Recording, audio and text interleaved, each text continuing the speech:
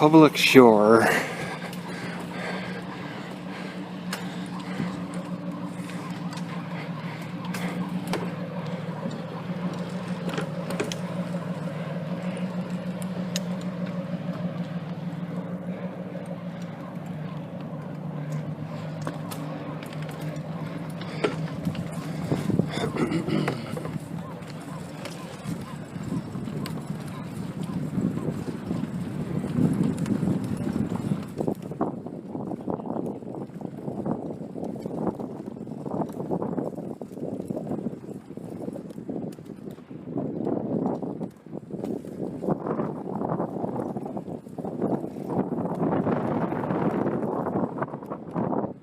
This is interesting.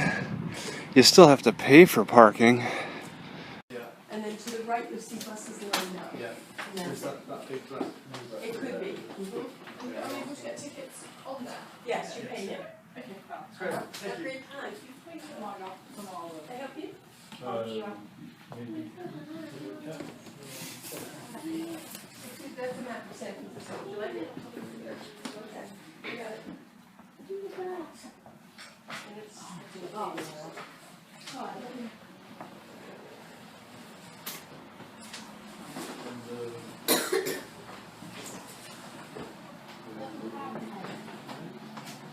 bus to San Francisco? Is that, are you interested in a bus to San Francisco?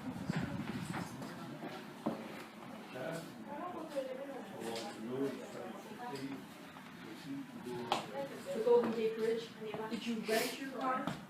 Okay, when you take it back to the wherever you rented it, you'll tell them that you went over the Golden Gate Bridge and they'll see it. It automatically bills to the license plate number. So there's no way for you to pay for it. There's no cash involved. These buses haul hundreds and hundreds of people daily.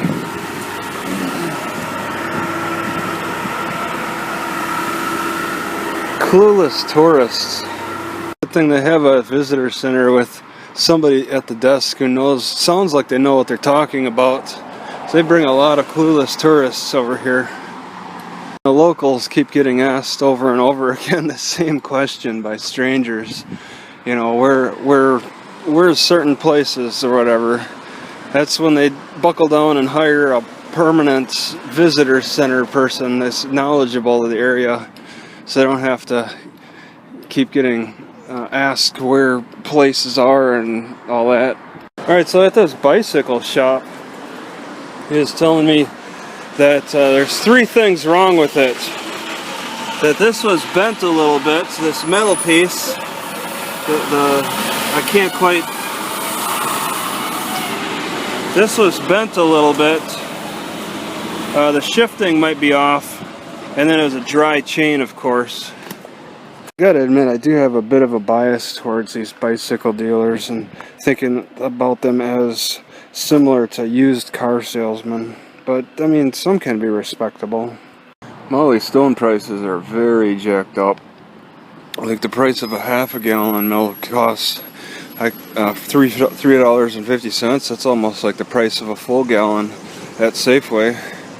But Molly Stone does offer a lot of extra neat choices that you don't normally find at Safeway. Although they do not have any potato wedges.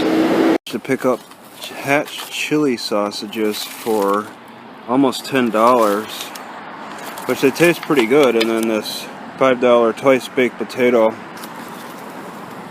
I hope this area is good for eating at, because I am not wanting, I don't want to carry this all the way to the library to eat it when I can eat it right away.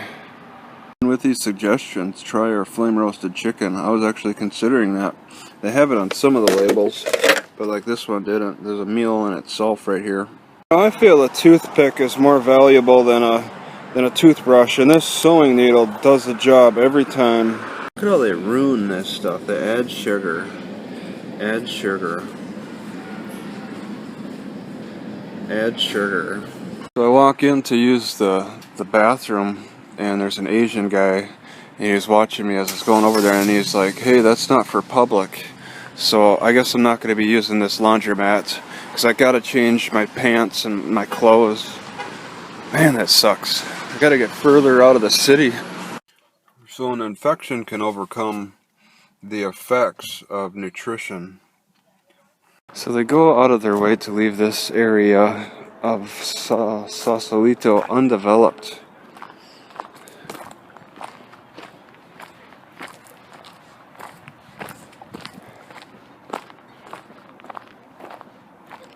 I'm guessing, at least. They don't even bother paving a sidewalk for the walk-arounds.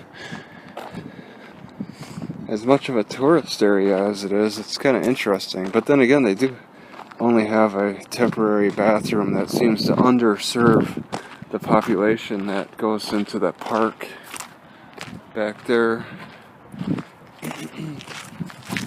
There is a massive fog that's rolling in. Sun's starting to set on Friday evening.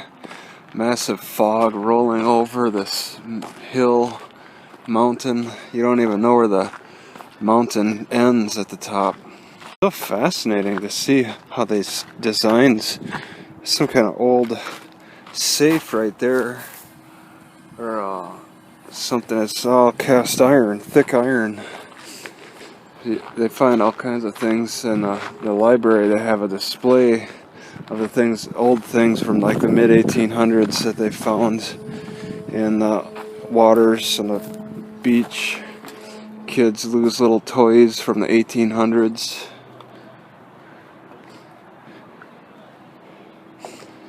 Alright, I'm not sure, like, wow, it's a loud, boisterous party off in the distance that way.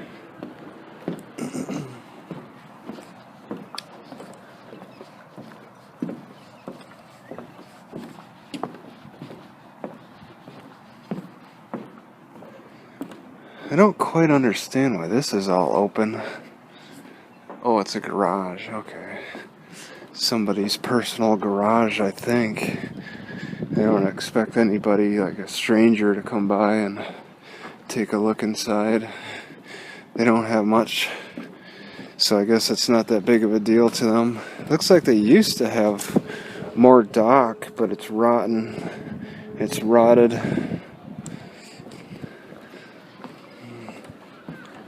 Those people live in a boat. There's all kinds of people that live in boats around here, I think.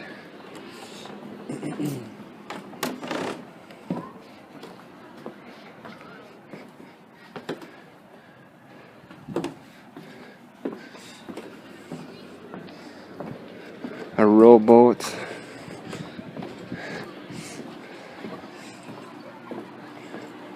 So they have extensions that have failed, and they just kind of leave them up, build around them.